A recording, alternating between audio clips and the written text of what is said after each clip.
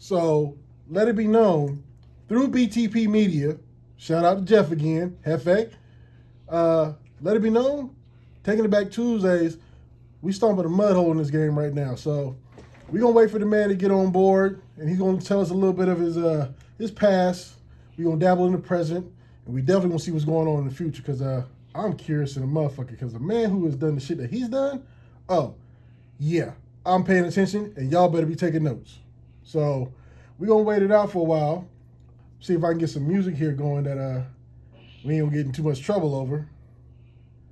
Oh, I'm getting the word. Oh shit, there he is. I was getting the word he's gonna be on his way, but he's already motherfucking here. So let's go ahead and wait for him to chime in. Oh, there he is.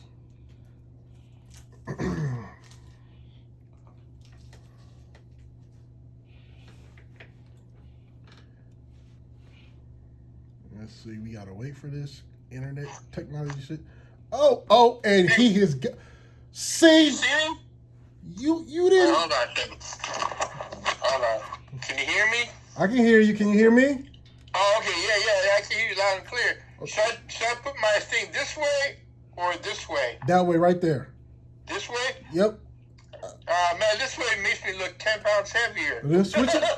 Do you, bro? First of all, legends can do what the fuck they want to do. Go ahead and turn your camera whichever way you want to, player. I'll just be 10 pounds heavier. I just want people that are watching to know that I really weigh only 180 pounds. But with the camera this way, I look like I weigh 250. That's all right. Hey, man, that's that good I've been working hard weight. How about that? There you go. There you go. What's up, Shadow? Man, first of all, how you gonna jump on me with the old school rope? You ain't right. And then, hey man, you know what? It was on eBay on sale for like $25, and I got it just for tonight. Oh, yeah. So I see you showing up and showing out. But let it be known, as you sit in this room where this camera is added on this weight to you, you sitting in front of plaques. Yeah, I bought those on eBay too for like $5 each, just for tonight. Now, let's go ahead and cut the bullshit, because a lot of them plaques are because of you.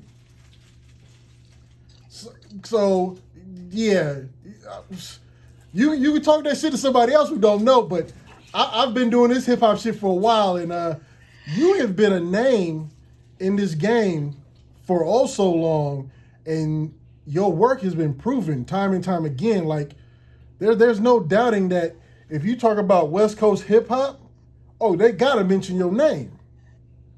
Really? Oh, that's cool, man. I like that. Here we go with this. Everybody gotta be humble shit. Like, no, man, you a genius. You a pioneer in this shit. Take your credit. So let's go ahead and get started with this now. God, I don't even know where to start. Like, it's so many questions. How did you even? Well, first of all, you were in Seattle when you started this. Are you still in Seattle, or did we move someplace a little bit drier and warmer? What's going on? All right, let's start with that. Let me think. Back in maybe 1979, what happened there? Yeah, I went to Bellevue Community College and took a radio course because a friend of mine was on the radio and said, you know, if you want to learn to be on the radio, you need to actually learn being on a radio station and learn from your mistakes and everything. And I had no clue that what's going to happen like 40 years later is going to happen what I'm going through now, you know? Right. So I said, all right, so I did that. And when I got my first job out of high school, I was 18 years old, got my first gig on a commercial radio station, meaning I actually got paid. It was maybe like $3.25 an hour, but man, I was on the radio. Yeah. I was behind the mic. All these females are gonna hear me out there because I was single. Man, I couldn't even ask for anything else, and I could play all my favorite music. At the time was like Michael Jackson, Prince, the Gap Band. You know, hip hop wasn't really big yet, and so I got hired when I was 18 years old. And what came out of that was my boss wanted me to see if I would, you know, work on a Sunday night. And I said, sure. I would do anything just to be on the radio. So so the show was called Fresh Tracks, and that show basically spotlighted anything that was brand new.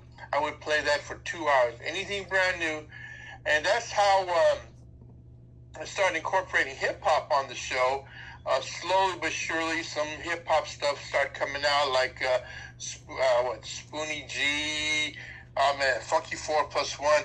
I mean, this is a lot of stuff the millennials never even heard of yet, you know. And I noticed those songs started getting more requests than our regular songs. And eventually, what happened was the whole show, instead of me playing brand new Gap Band, I was playing brand new hip hop for about an hour and a half, and then the last 30 minutes I would do a master mix. And back in those days, no one really heard DJs mixing on the radio. They might have heard it in the club, but not on the radio. So I kind of brought that flavor to the radio, and that's where it all started. Really started in officially on commercial radio in 1980, but on college radio in 1979. And guess what? I'm still on the radio in 2021. Man, if that's not a monster move, that's a blessing in itself. Because a lot of people try and make radio a career, and they realize quick, fast, in a hurry, you're not going to make it a career. It's cutthroat. Yeah, I think I was lucky because I created a niche, and that was hip-hop. And when I first started playing it, I would get complaints, people saying it's a fad, it's not going to last long, and I did not, I ignored it because it's something I really loved a lot. I mean, I really loved hip-hop music so much where I even predicted, I said, 20 years from now, people are going to be making a living off of this music. I just felt that in my heart. And even my boss, he had little reservations. He said, well, go ahead, do your thing, and let's see what happens. And I think what really saved my life was when I started playing local music on my show, and that's where Sir Mix-a-Lot came into the picture. No, wait. Let's not go there just yet. Let's slow that one down. We gonna slow down on that story right now. So, going back, what was that one song that just had you like, hip hop is where I want to be? Oh man, I could go back as far back as Sugar Hill Gang, but I wasn't even on the radio when that came out. Probably like Curtis Blow. I think his song, and when I saw him in person, when I first saw him perform, believe it or not, his DJ was Reverend Run from Run DMC. Right. He used to be a DJ. Mm-hmm. I remember. I know. Yes, and I was like, man, I wonder what they're doing behind those turntables, and that's what caught my ear and attention. I go, wow, this is something really different. So that, and then meeting and seeing Grandmaster Flash perform, and stuff like that. My influences really came from New York because I come from a Filipino background, and my sister went to New York University on a scholarship when we moved to the United States from Okinawa and the Philippines. And so my mom always made me spend the summers in New York, even though I lived in Seattle, so I could, still be close to my sister. Okay. And I didn't like the idea, like New York, oh man. But when I went there, I said, wow, this is a city. I love New York. And her best friend worked at a radio station called 92 WKTU. And she had dropped something off for a friend that worked there. And when I went in there, I met all these people that I was admiring on the radio, like names you might not know, but they're really popular back then. Carlos De Jesus, Paco, Al Bandero. And then there were DJs there that were just coming up called the Latin Rascals, John Jellybean Benitez, and I got to hear them and meet them. And that played a strong influence on me. And so what I did is I kind of stole their ideas from New York radio. And I said, let me see if I can do the same thing in Seattle. And no one in Seattle know that I bit New York, No. So I did the same thing, and it worked, especially with the rap music. My sister, every week when I lived in Seattle, she would record the radio show on a cassette tape, and then she'll mail it to me, and I'll listen in, and I'll say, wow, I like this song, I like that song. So every summers when I go to New York, I would go there, I would spend maybe $100 on, and I'd come home with a big stack of vinyl, because back then vinyl was so cheap, it was maybe like $1, $2. Yeah. So I'd come home with a boxes of vinyl, and I would play them on the radio in Seattle. And a lot of them became huge hits, like stuff like DJ Cheese, stuff like that, and the Fat Boys. I mean, I can go on and on of the stuff that I played first, and no one even knew who they were until I played it, and they became like legends. Well, damn it, it's a legend playing legends. So let's go ahead and stumble into that story. Now, you talked about Mr. Sir Mix-a-Lot. A lot of people don't realize there would be no Mix-a-Lot if it wasn't for you. Well, say yeah. Go ahead, take the, God damn it, take the credit for that. There would be no Mix-a-Lot if it was no Mr. Nasty Ness. Yeah, I gave him his first big break on the radio, and then we both started the record label Nasty Mix Records with Ed Locke, and when we first started all that, Mix-a-Lot just wanted to put a record out just so he could scratch his name, put it on vinyl, scratch his name, and I wanted to add the label because I wanted to be the first on the West Coast to go gold and sell lots of records, because back in those days it was just pretty much East Coast making noise on the hip hop tip, right. And I said, no one believed in us back then. I'm telling you, I used to try to shop with Ed Locke. We'd go to Def Jam. We'd go to all these record labels, and then I remember, the guy I admired the most, I think it was Mr. Magic maybe, or Frankie Crocker. I played him one of Mix-a-Lot's records, and they said, you know what, it's only going to hit in Seattle.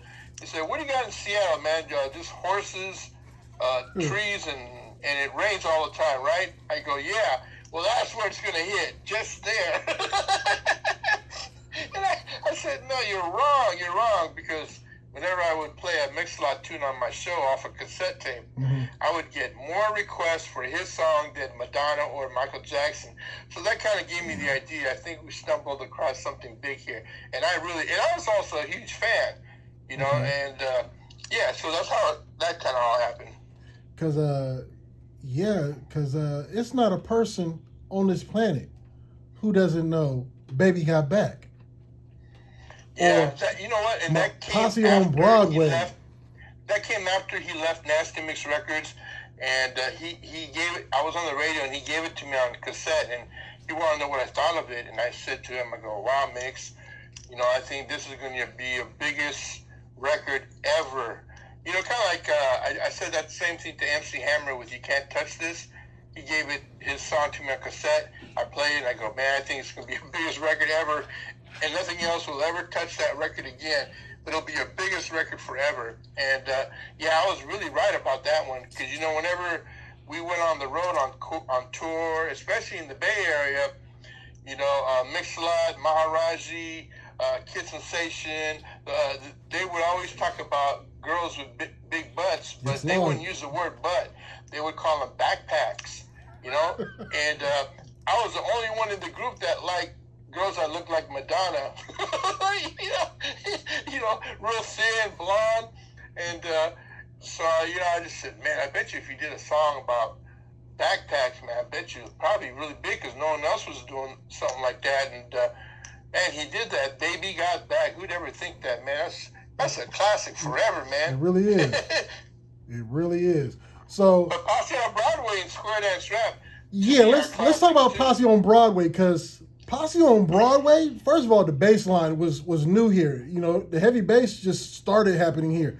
But the beginning of the video of you sitting in the studio with the shades and the hair back in the leather coat, like you was the shit. I was like, this shit is incredible. Like, oh my God, listen to this shit. Like, Posse on Broadway was the absolute cruise song. If you had speakers in your car and you didn't play Posse on Broadway, you really shouldn't have been out. Well, I got to tell you, there's a story behind the video. When we made that video, I pretty much wrote the beginning and the ending part, because at the station where I got my first commercial radio job at in 1980, well, in 1988, it got taken over by new owners. And then the new owners didn't want me to play rap anymore on the radio, even though I had huge ratings. And I said, no, I'm going to keep playing it. And he goes, no, you're not. And then they fired me. And man, Shadow, I have never been fired my whole life. That was the first time ever I took it so personal, right, where you actually saw a grown Filipino man cry for like 1 whole month straight. I was so sad. And so, when I did it, it ended up opening another door at another radio station on the FM dial where I got to bring my show there once a week. But anyway, the moral to that story on the video was in the beginning, I was playing the guy where we don't play rap music here, we play real music. Right. I was pretty much dissing the new owners of the radio station. Good. And then at the ending of the video, you see I ended up playing the record, right, which in true life, I ended up having a hip-hop show but on another station, but I got to play the record again. And then at the ending, I'm with the gold chain, looking all cool. In the beginning, I looked just like the new owners of the radio station, all conservative. I bet you they hate that shit now. Okay, so... Well, it's funny, the guy that fired me, we're actually friends on Facebook now, and we're actually friends now. It's kind of cool how that kind of turned around, but at that time, boy, woo, woo. You better hope I don't ever see you on the street, man. Yeah, I was about to practice my Chinese boxing on you. Oh my God, that's crazy. Okay, so let's go ahead and get into another thing of hip hop, because in hip hop, nobody goes by their government name. Nobody. For no reason at all, unless you go to court. How the hell did you come up with the name Nasty Ness? Oh, everyone thinks it has something to do with me being in porno movies. But it really hasn't. I've watched it before, maybe once, but I've never been in one.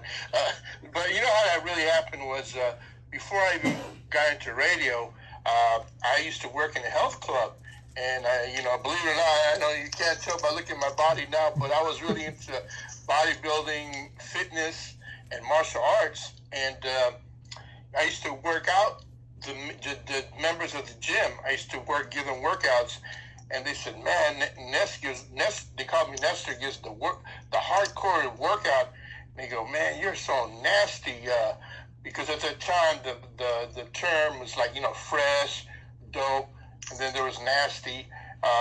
When I would work them out, I was nasty, like in a good way. Right. And when I did martial arts, I used to do these spinning back kicks, flying side kicks. He goes, hey, that guy's so nasty. And then my boss, Mike Conforto, just started calling me Nastiness. And they go, I kind of like that name.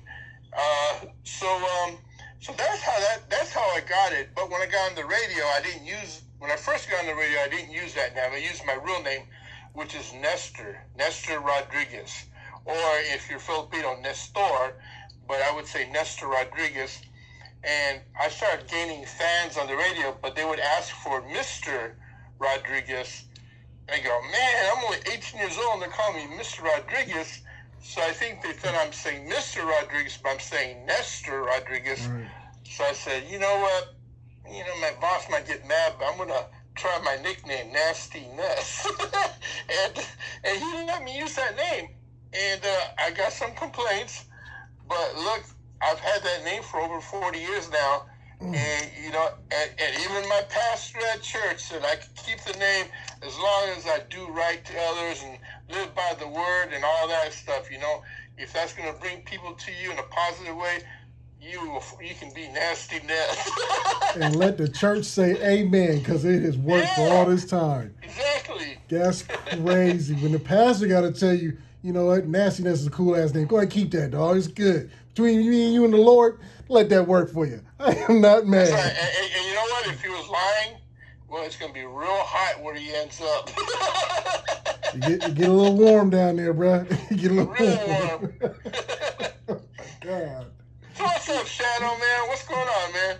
Man, I'm just, bro, ever since when he hit me talking about, hey, man, you want to do an interview with Nasty Ness? And I was like, Jeff, who the fuck you talk about Nasty Ness? There's only one Nasty Ness I know about. That's the dude who was in the beginning of the Posse on Broadway video. He's like, that's who the fuck I'm talking about, Shadow. I'm like, bro, don't play with my... See, Jeff Jeff brings up these people that I'm like, every time I talk to him, I'm like, bro, don't play with my emotions. Don't tell me you're gonna get this and then, put it away from me. But bruh, like when he said Nasty Ness, I was like, that's one of the originators on this West Coast shit. Like, and a lot of people when they say West Coast, they automatically think California, LA, that kind of thing. But this West Coast shit goes all the way up to the top by Seattle, because the Bay Area, the Bay hits you here, you hear up in Seattle. I gotta tell you a story about that. When I first started doing the hip hop thing, I used to wear T-shirts. I would bring them back from New York with says the Bronx on it. I would try to talk like I'm from New York when I was talking. Let that go. Mix-Lot said to me, goes, man, what are you doing that for, man? You're not from there. You're from Seattle, man. You should be proud you're from the 206 Seattle. And if you notice, he really was the first one to talk about Seattle, et cetera, et cetera. Everything was all about Seattle. And I go, wow, you know what? I think he's right. So I slowly stopped talking like I was from New York. And then I started talking like this. Yo, what's up? Man, ever since then, I've always bigged up the 206 Seattle. Even though I live in LA now, I'm still Seattle for life, man, because that's where everything started for me and gave me a career. And, my mom, I used to be mad at my mom for moving me all the way from Okinawa in the Philippines to the States to Seattle. But, man, she's gone now. But, man, I am so thankful and blessed that she flew me, my sister and I, all the way here to start a new career. I mean, God, you just don't know how thankful I am that she did that. Moms always know. They always know what the best movie is going to be. It's crazy. My mom know every damn thing. It's scary sometimes. I'm just waiting for my mom to give me 7 numbers. I need that. Mom, give me 7 numbers. Let's go ahead and knock this lottery money, and let's ball out. Let's go. I need 7. Mom, love you. I need 7 numbers. Let's do this. But my mom was really strict, Shadow. I mean, if you I got nightmares of being strict. Like real Filipino moms, they don't use guns or knives. They use slippers and fly swatters. And she was so strict. But I didn't understand why until I got older, why she was that way, because she actually cared for me and loved me and missed me. And, you don't know those things when you're young. You're just like, I hate my mom. She's always yelling at me, telling me to be home by 6 p.m., and you don't realize those things until you get older. And, man, if she was still around today, I would just tell her I'm sorry for all the things that put her through in life, and I feel bad that I wasn't really the greatest kid around, but I learned a lot from my mom, and I'm so thankful that I had her in my life. Well, bless and may her soul be resting in peace. So she knows. She's still looking at you. She knows you realize it, because I had to tell my mom, I love you and I thank you, because if it wasn't for them whoopings you gave me, I would be under the pen or in the grave right now.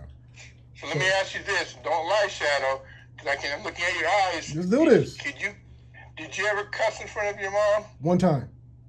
Yeah, that was the last time. That was it. That was it. I said a word, and before I could even turn around and look at her, the hand was coming. And it came in a flurry.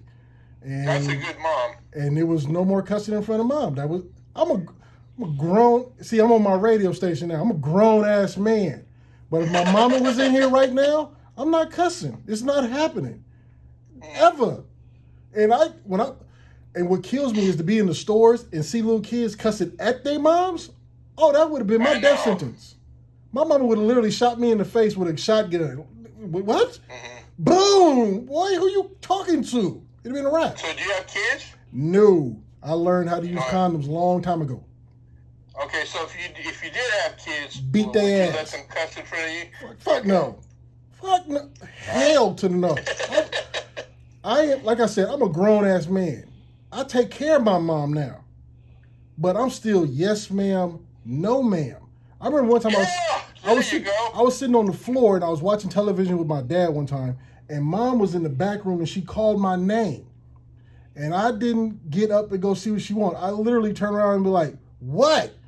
My dad My dad kicked me in my head so hard I flipped over. He said, next time your mama call you, you get up and you go see what she want. That was the last time me yelling down the hallway asking, what do you want? You got up. You ran to the door. You knocked. You waited to hear what.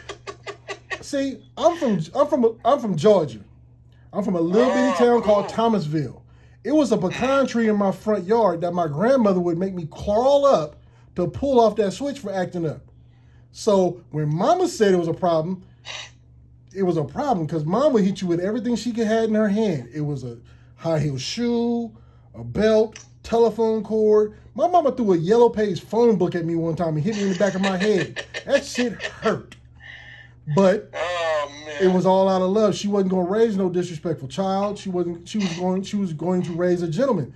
And she did. Now, I got my moments where I act a fucking fool. Don't get it twisted. But that's when mama ain't around. If mama around, well, yes, ma'am, and yes, sir. Now, I still do that. I still do the yes, ma'am, yes, sir to other people because I'm showing respect.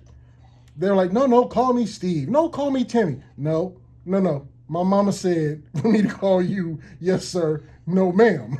It's not happening. Either other way it goes. So you just need to get used to it. Get over it because it ain't changing. Actually, and I never really had a full-time father in my life, The closest thing I had growing up as a father figure was my martial art teacher. His name is TAKIN. He took over the Bruce Lee School, the John Fan Kung Fu Institute, and he recently passed away about a month ago.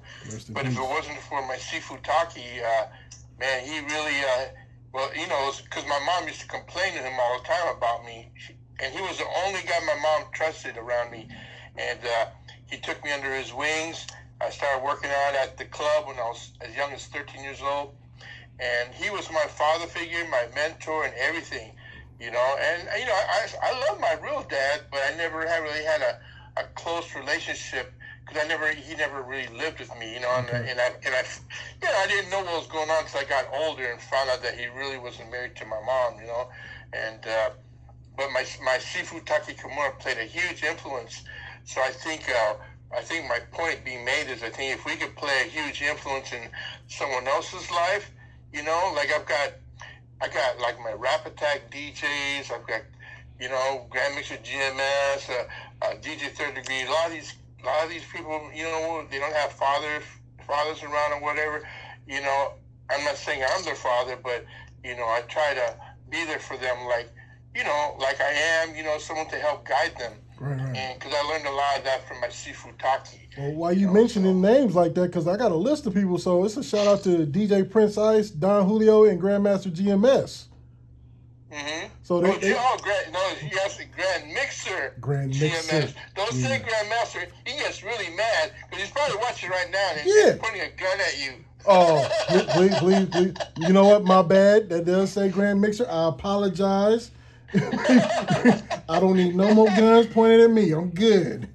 But Prince Ice, man, Prince Ice, he comes from one of the best radio stations ever, KMEL. That station played a huge influence on me as well. I used to study and Cameron Paul, the way he mixes his style, the way Swain Tech, Prince Ice, Lion Prince, the way they mix on the air. I used to just study them, and I would learn what I studied and do it in Seattle. But that station, man, the Bay Area played a huge influence on my life, not just with breaking Sir Mix-a-Lot's music, but me personally, the Bay Area, that's where you're at, right? The Bay? I'm close to it. We're all Northern Cali. Okay. I'm actually in Sacramento. I'm Sacramento, so I'm the capital of this motherfucker down here. Oh, yeah, okay. But don't get it twisted, because the Bay is... KSFM. I remember FM 102, a guy by the name of Count Mixula. Oh, my God. Does that ring a bell? Yes, I know Mix. And I'm going to go ahead and put it out, because I'm going to bust him out. Count Mixula? Oh, yeah, I know Count Mixula. When he used to go... I don't even know if he uses that name anymore. No, he doesn't. We were really good friends. He's mixed. I remember when Count Mixula was going to high schools rapping about don't drink and drive, wearing a Dracula cape. Yeah, really? Yes, I know Mix and I we didn't had a long history. We was cool, then we had a little falling out, then we cool again. he's in Texas doing his thing, and I'm still out here in Sac doing mine. So it's cool. But yeah, I'm about 45 minutes from the Bay. He opened a lot of doors for all the music that I was promoting on Nasty Mix Records, and you know the nice thing about what I do is, to me, it's not really a job, because I make so many friends in the business, like Jeff Kwan. You know, I mean, to me, it's not a business thing. It's like family. Right. You know, like you'll be family too, and I'll be coming over and eating your mom's cooking soon. Oh, let's go. You know, and this is like one of the only businesses where, you know, I have relationships with so many people, and it's like family, and it's a nice feeling to have that feeling, and it doesn't even feel like I'm working. Like right now, I'm really working because I'm promoting, you know, maybe my records myself, but it doesn't feel like I'm working. It's fun, you know what I mean? It's what you love. Chad, I tell you this much, man. I'm getting up there. I'm going to be 60 years old soon, and I'm still getting interviewed to be on, you know, being interviewed by people. And, you know, if you can still get that happening in your life, consider that a huge blessing, because, you know, no one has to remember me. I mean, you know, but I'm really thankful. They have to remember you. If they really are about this industry, this game, whatever you want to call it, this lifestyle, they have to remember you. Those people who are in this game now, be it an artist, promoter, A&R, whatever it is you do, it's actually a damn shame if you don't learn your history of this. You know, like you mentioned, Grandmaster Grand Flash and the Furious 5 plus one more, you know, all that. Like, if you don't go back and know your history of this game, you don't deserve to be here. Like, that's just my whole thing, because it was forefathers that started all this. And by all measures, we have taken it above and beyond where they could have even imagined it going. But you have to remember where it come from. Because we're not going backwards, but you gotta remember the forefathers that put this on. Because if it wasn't for them, riding around with speakers in the back of a car, plugging it into a street lamp, and having block parties, or, you know, wearing them big ass furs and the leather pants with the matching outfits, and, you know, with the big ass afros and the curls. And if you don't remember all that shit, if you don't give credit for that, please don't talk to me about this shit. Well, you know, I still remember when I got it might have even been a test pressing. Tom Silverman, who owns the CEO of Tommy Boy Records, and Monica, they sent me Planet Rock on vinyl, and, you know, man, I go, wow, this kind of reminds me of Kraftwerk a little bit. I said, this is pretty dope, you know. And then I said, gee, I wonder what these guys look like. And then what you just explained, I go, whoa. Then when I saw them in person, well, they were kind of intimidating, man, with these big costumes, and, you know, the body was really big, and I go, wow. And then when he performed, you know, I was like, God, this is a soul sonic force. It's the big powwow. Yeah.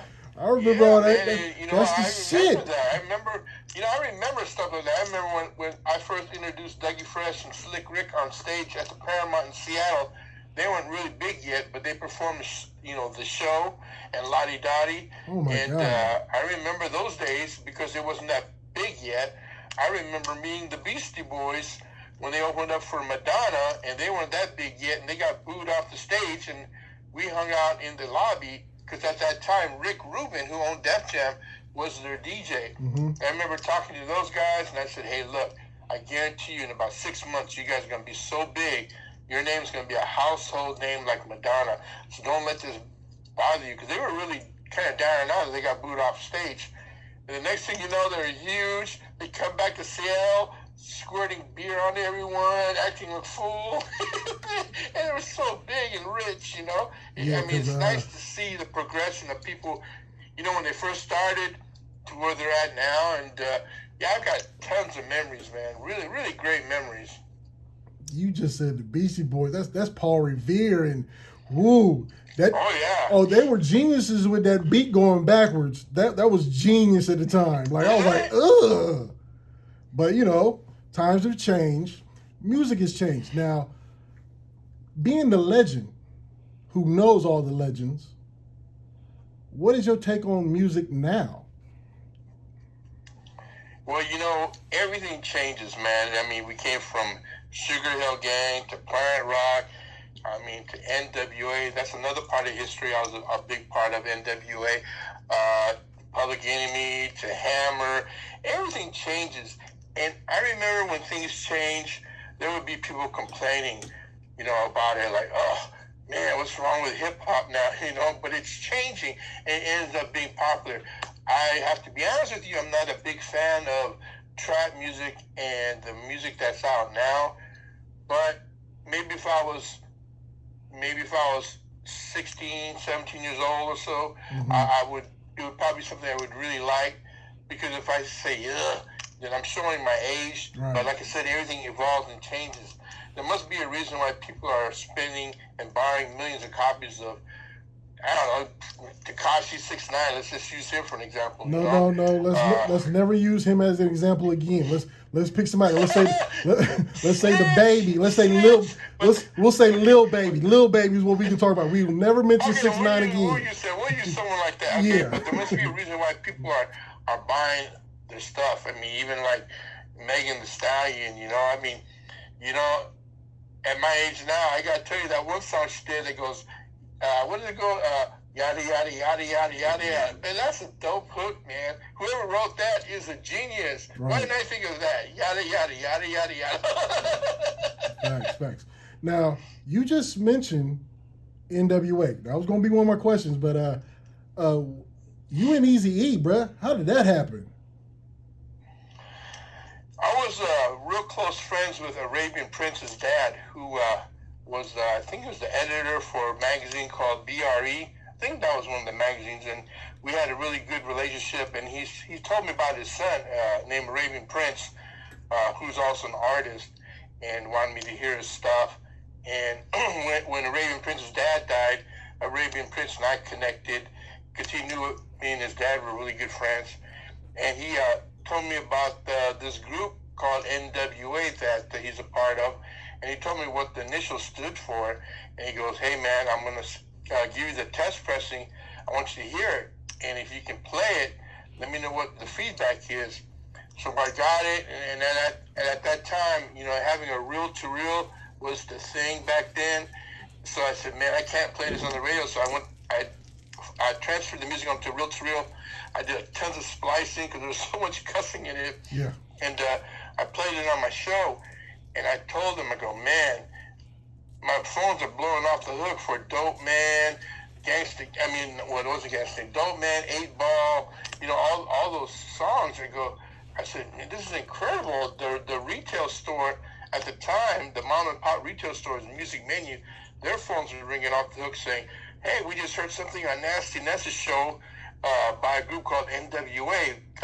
Do you guys sell it? So that's how that happened, and when they ended up coming up to Seattle to perform, it sold out, and those guys were so thankful that I did that for them, that he asked me if I wanted to be on one of the Eazy-E's record, called Radio. Which is still a slap. Okay, before I go into that story, because that's a good story, before I go into that story, I was good friends with, believe it or not, Dr. Dre before all that, because we performed, when I say we, Sir Mix-a-Lot, we performed in London at the Fresh Festival. And there was all these East Coast hip-hop groups, and we were the only ones from the West Coast. It was us and the world-class Wrecking Crew. So, obviously, when we sat in the airplane, we sat in the back, and all the East Coast people sat in the front of the airplane, and it was like we didn't get along for some reason. I don't know why. I got along with everyone, but it just seemed like there was a tension because we're not from the East, right. But I got to know Dr. Dre pretty well. I got to know Shakespeare, Yella, and Jerry Heller, their manager, and I became really, really good friends off of that one time we met. We became lifelong friends after that. So that kind of opened my door with NWA, was through that. But with the song called Radio, I was supposed to fly to LA and record my part, which might have been the part that Greg Mack is on, and I couldn't do it because Mix-a-Lot just got a tour going on with Public Enemy, EPMD, Kid and Play. It was a dope lineup, and I go, man, I can't miss this tour, man. Not at all. All the girls there. Not at all. Hell, my just those names alone, every last one is damn near in the fucking Hall of Fame. I had to figure out a way to tell Arabian Prince, sorry, I can't do it, because you got to understand, at the time they weren't that popular yet.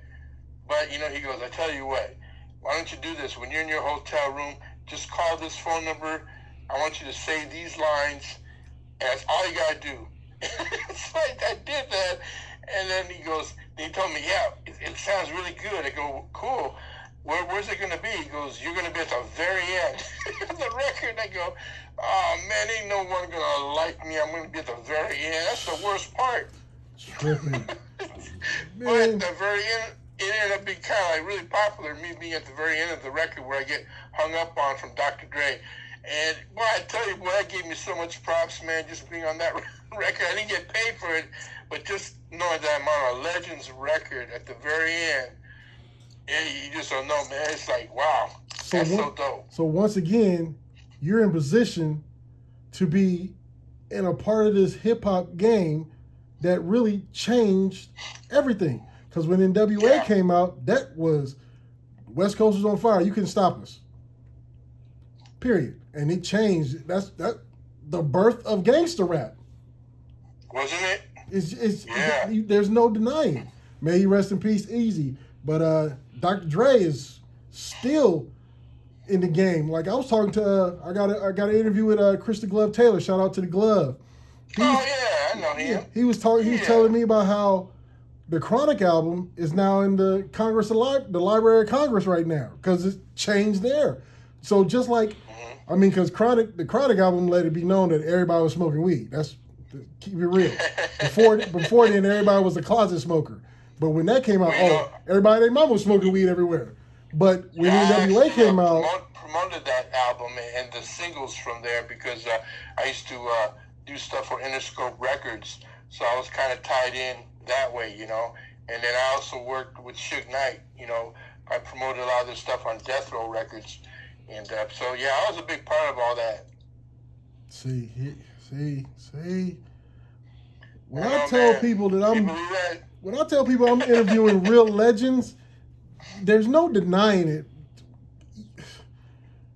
You are truly one of the greats out here who has pretty much put a foothold in the ass of hip hop for this West Coast shit. Hands down. Hey, you're cussing, man. Your mom might be watching. No. Don't play like that, man. Don't play like that. Mom, I'm sorry. Put the shoe down. Don't play like that, man. That's fucked up. Go get me a whooping. That's fucked up. I ain't do nothing to you but give you props. You gonna get me whooped. Wow. Jeff, we got to talk about your people, man. But so now that hip hop has opened all these doors for you, what are some things that you are doing outside of like breaking records? Like, what are you doing like for community and things like that? If it opened any doors for you? Well, you know what? I have a website and it's rapattacklives.com. I'll repeat it again: rapattacklives.com. And I'm on it. I'll watch it faithfully. I promote independent artists to college radio nationwide. And, you know, I've been working a lot of stuff in the Bay Area. I promote DYs, the Anthem, you know. So that's what I do. You know, I promote independent hip-hop artists to college radio nationwide with that. And I've been doing that, God, probably, man, since maybe the late 80s, you know. Because college radio, you don't have to answer to anyone on what you can and cannot play. And a lot of stuff you can play uncensored after 9 o'clock. Right. So if you were on the radio, on college radio, I would probably put you on after 9 o'clock because you cuss so much. Hey, man, I can go on both sides of that clock. Cause I'm so funny. Am I funny? You're hilarious. I can go on both sides of that clock because I clean up a show quick, fast, in a hurry. But at the same time, after 9 o'clock, we're going to talk that shit. But aside from that, you know, I told you I'm still on the radio on Sunday nights. I'm on, I'm going to say it slowly, RainierAvenueRadio.world. Once again, RainierAvenueRadio.world from 9 to 11 p.m. on Sunday night, West Coast time. It's a show called K-Fox Night Beat, and it's kind of based on my original show that I was telling you about that I had in Seattle when I first started. Okay. You know, it's myself and Grand Mixer, not Grandmaster. Grand Mixer GMS is my partner on there. You just go. He throws down. You gonna remind him that I messed up his name. I don't want you to get shot. But anyway, you know, he throws down with the dope mixes. You know, I kind of passed my torch to him when it comes to mixing and stuff. And if you listen in, actually this Sunday night, you'll hear my boy from the Beat Junkies, DJ Icy Ice. Okay. He's my guest DJ in the mix this Sunday night. But I play all the stuff that was brand new back in the days that are classics now. And we do a lot of mashup stuff. And it's a really popular show, man. That's like one of my first loves. Aside from being in front of the camera, because one day I'm going to be a big movie star, I love being on the radio. I love talking to people. I love what we're doing now. And, you know, Shadow, if I didn't say it yet, I got to say thank you so much for letting me be on this platform, because not only do I get to talk to you, but I get to talk to the thousands of people that are listening.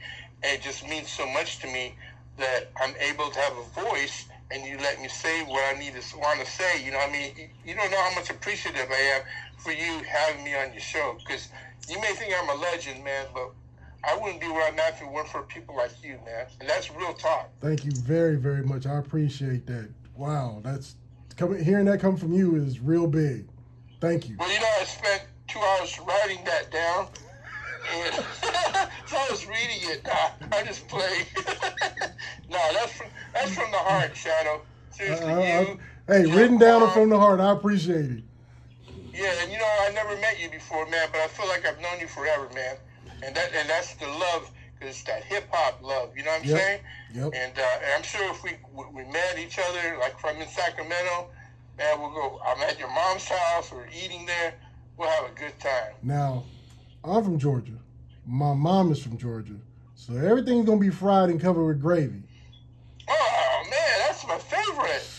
Yeah. Then come on down to Sac, bro. I got something for you, player. Really? Man, oh, okay. This is what it is. What's the area code there? Is it, we 916. 916.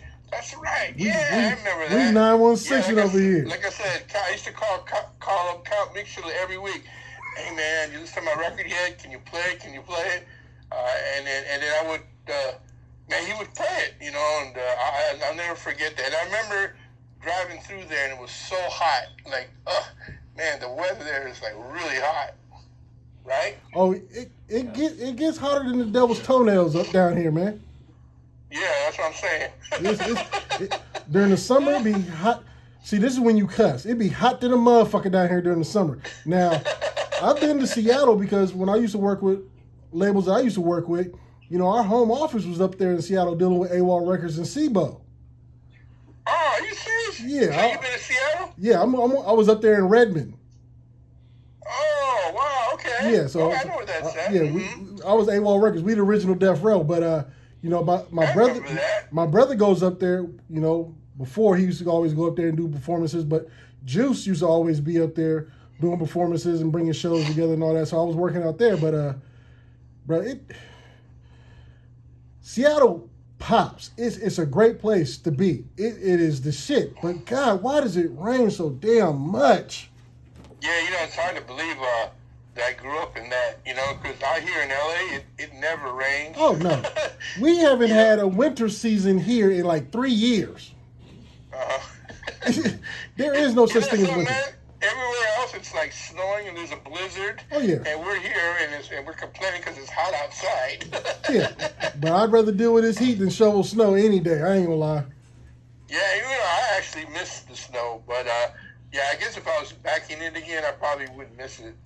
My father was military, so we were stationed at the academy in Colorado. Ain't no snow like Colorado snow. Oh yeah. That shit is unreal. I remember opening the door, looking out, waving at my friend across the way, closing the door, going to bed, waking up, opening the door, and seeing nothing but snow. That shit is crazy. Where you have to dig out your house to go dig snow? Nah, man. Yeah. No, that's unreal. Man. I'm about this California. How many more minutes we got? Don't you have like at 9 o'clock? We got like 8 minutes left? We finna shut it down. So is there anything that you want to talk about real quick? Give shout outs. Give your platform, because cats need to go ahead and send their music to you, because with the website rapattacklibs.com, they need to get in touch with you. People need to network, and damn it, that's what we here for. Yeah, I mean, if you're an artist and you need help getting your record played on college radio, I don't charge an arm and a leg, man. I do it for the love of the music. Yeah, but there is a charge. Go ahead, let it be known. There is a charge. Yeah. Understand it's going to start being charges here, y'all, so I'm just letting it be known now. So, my social media, it's real easy. If you're on, I'll give you my Facebook, but I'm like 10 friends away from reaching the limit. Give them the gram. I'm having a hard time. Give them the gram. Give them the Instagram. Okay, you know what? I'm going to give you the Facebook. I'll give you the Instagram. Yeah, Instagram is better. I'm trying to reach 1 million followers, and I'm like not even halfway there. So you can help me with your followers. Follow me. It's at NastyNess818, and that's spelled NastyNes818. All right. So follow me there. All right, and then you also follow my DJ, Grand Mixer GMS, at Grand Mixer GMS. If you can't get a hold of me, get a hold of him. And that's my mini-me, man. So, what else? Yeah, I'm not even going to use, say, Twitter. Nah, I mean, I use Twitter, but I'm an Instagram, Facebook guy. But like I said, my Facebook's almost full. Well, you know what? I'm going to give my Facebook anyway, because you can look at my pictures. At NastyNess, NastyNes. Only one S, everyone. Everyone wants to add 2 S's, but it's 1 S. Like on Easy E's radio, they spelled my name wrong. It's 1 S in Nest. Right? They were trying to beat you out of your money, bro. That's what they were doing. They were trying to beat you out of your money. But aside from that, man, do you have anything else to add? No, like I told you, man, I'm really appreciative of you having me on your show. And, I thank the Lord that I'm still here. I'm still alive doing this. And, man, just hit me up if you need anything. You know what I mean? I'm going to need some drops, so you definitely going to get hit up. You know what? I'll try. I'm not very good at doing drops, but I'll try. I'm gonna at least get you saying your name and everything. So I'm working that out.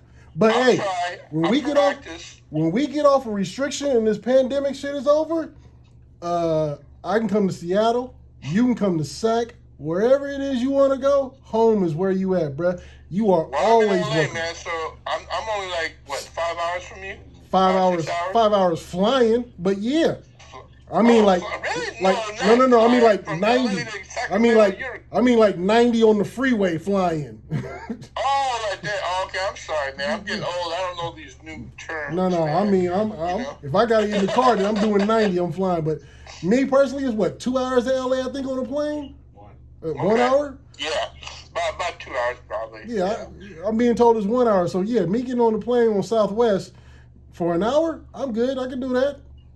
Yeah, Southwest, man, because you don't have to pay to check in your baggage, man. It's free. Man, I'm bringing a duffel bag anyway. I'm bringing 3 outfits. That's it. There you go. All right. But thank you very much for joining me, bro. Like, it is an honor, an absolute honor to sit here and be able to shoot the shit with you like this. You are a legend in the game, and I appreciate you. Thank you for getting on my show, Taking It Back Tuesdays. Ladies and gentlemen, Mr. Nasty Ness. All right, now you can go watch This Is Us. All right. Thank you, man. Thank you. Take care. You be Everybody, safe. Peace, love, and hip-hop unity, man. Thank you so much. Indeed.